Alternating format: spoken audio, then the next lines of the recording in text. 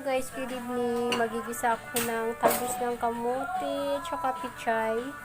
Nilagyan ko siya ng 2 sardinas.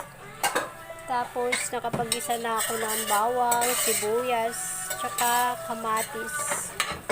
So ilalagay ko na ang aking mahiwagang sardinas.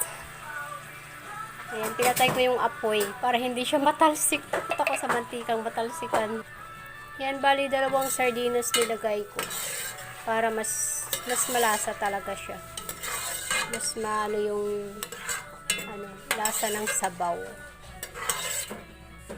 Yan, bali 2 sardinas nilagay ko siya dyan.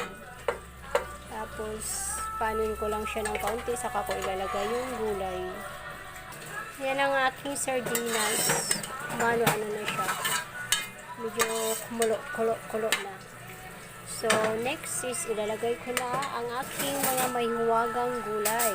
Ayan ang aking gulay. Nilagay ko na ang aking mahiwagang gulay. Ano to? Talbos ng kamuti. At saka pichay. Ayan. Halo-halo ko lang siya. Tapos, lalagyan ko yan siya ng tubig. Para may sabaw. Ayan. Lagyan ko siya ng tubig.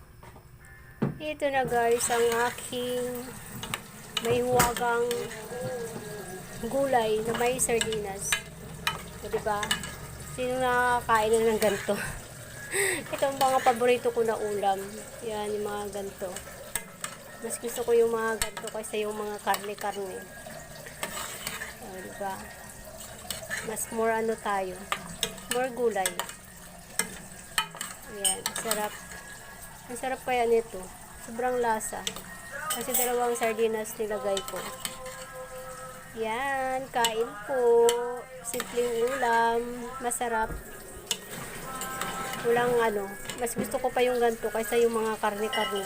Madali akong mauta pag sa karne. Yan, kain